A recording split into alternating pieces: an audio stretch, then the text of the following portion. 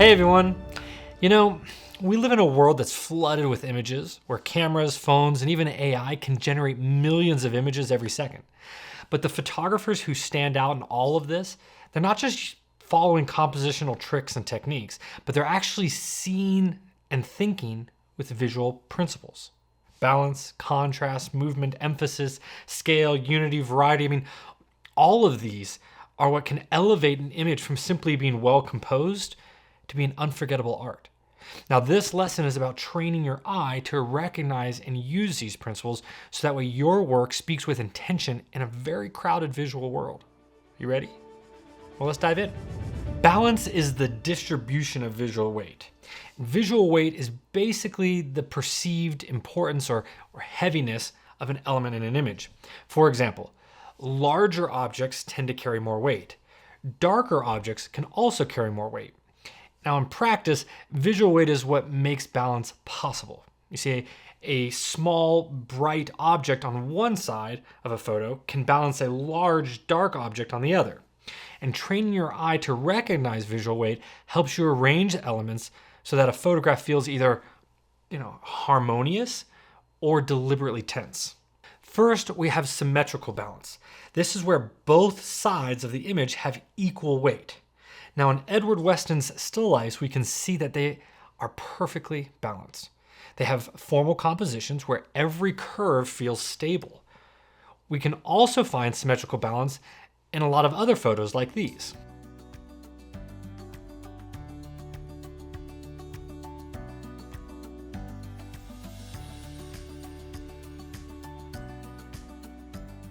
Okay, next we have asymmetrical balance. Now, in Robert Park Harrison's photo Apery, we see a great sense of asymmetry, where the figure on the bottom right is the largest object and has the most visual weight, but he balances out with the child's feet at the top and the table on the left. Now, I should also point out that asymmetry can be very subtle. Contemporary portrait photographer Tyler Mitchell does this very well. A figure leaning to one side, balanced by space or color on the other, that's asymmetry.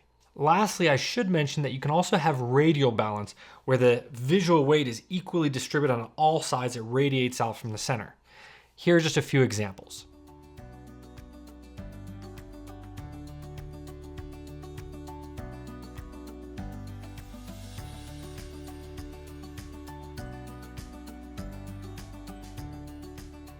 Now, contrast, on the other hand, is much more than just black versus white. It's about difference. We see this in Richard Avedon's portraits that are famous for their stark tonal contrast. His models are really crisp and in focus against a pure white background. Contrast. And photographer Zanelli Mahuli uses contrast to command presence. We have this dark skin that really lights up against these clean backgrounds. And here are just a few other examples of visual contrast.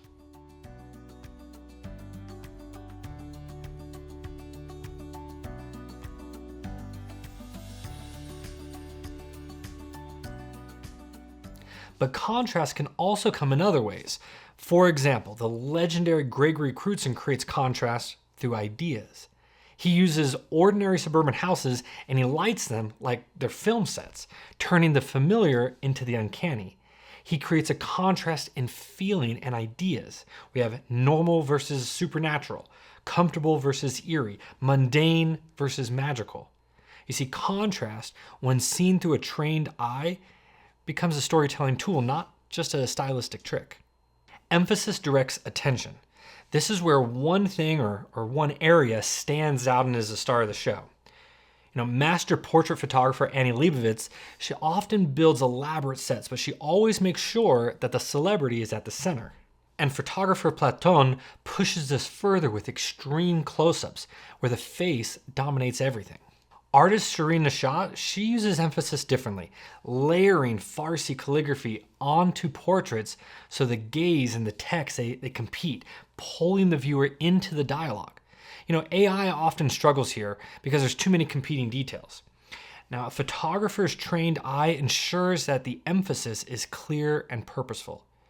Here are just a few more examples of emphasis.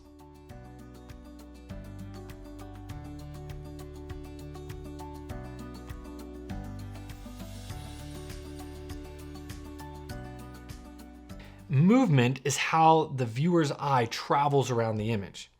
Joel Sternfield's color photographs guide you gently across sprawling American scenes. Your eye wanders kind of like a road trip. Andreas Gursky creates monumental works where the eye gets lost in repeating patterns and then sort of snaps back into the details.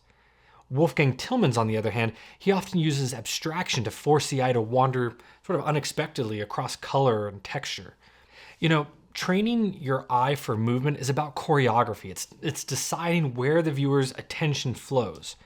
To create movement, I would strongly recommend you use lines. The element of lines can help move the viewer's eye around the image.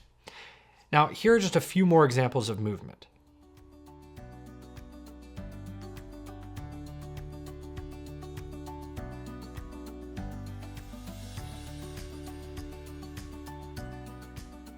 Scale in art refers to the overall size of a subject in relation to the artwork as a whole or in relation to the viewer. Proportion, on the other hand, refers to the relationship between the sizes of different parts within an artwork. It's about how elements compare to one another. Simply put, scale is how big something is overall, and proportion is how different parts relate in size to each other. Andreas Gursky is famous for his monumental large format photographs that often depict vast crowds or industrial complexes or natural environments. And by printing his works at huge sizes, he actually makes the viewer feel really overwhelmed by all the detail. I've seen them in person, they're incredible. His manipulation of scale changes how we perceive proportion. You know, tiny people become just little specks in this massive architectural or commercial landscapes.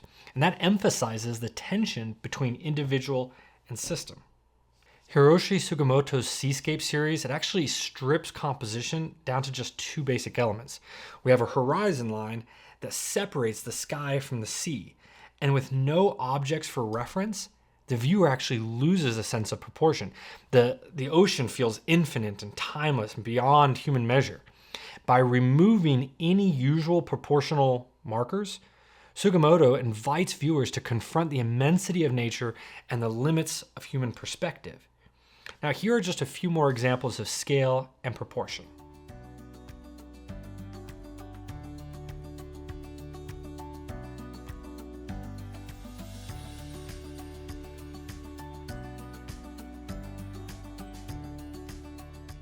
Unity means all the parts of the image feel like they belong together.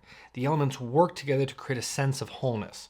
Variety, on the other hand, means adding differences, like changes in color, shape, or texture, just to make the images interesting and keep it from feeling too repetitive. So basically, unity is togetherness, and variety is differences. Irving Penn's still lifes of arranged cigarettes and bones, they feel complete, really nothing out of place. Uta Barth explores unity by stripping images simply down to light and blur, creating harmony through very minimal cues. Variety, on the other hand, it keeps images alive. Brooke Shaden introduces fantastical elements into everyday scenes. There's a lot of variety here. Juno Calypso's stage self-portraits combine consistent palettes with surreal twists. There's a lot of variety here as well. Training your eye here is about knowing how to balance harmony with surprise. All right, guys, as we wrap up, just know that no strong photograph relies on one principle alone. For example, Jeff Wall's massive lightbox photographs layer balance, emphasis, and scale all at the same time, creating images you can stand in front of for hours. Paul Graham uses subtle contrast and color to guide the eye in everyday moments. Catherine Opie unites portraiture and social commentary through scale, contrast, and emphasis. Now, when you train your eye, you start seeing how these principles overlap, almost like chords in music, not just single notes. Now, AI can certainly mimic styles and even copy all these photographers that I just mentioned. But AI can't see and think the way that you do. It doesn't just walk into a room and notice all the unity or feel the weight of scale or decide what deserves attention. The more that you learn to read and speak the deeper language of images, the more you'll make artwork that feels intentional, that resonates with others, and that carries your unique vision. All right, guys, that's all for this one. I'll see you in the next lesson.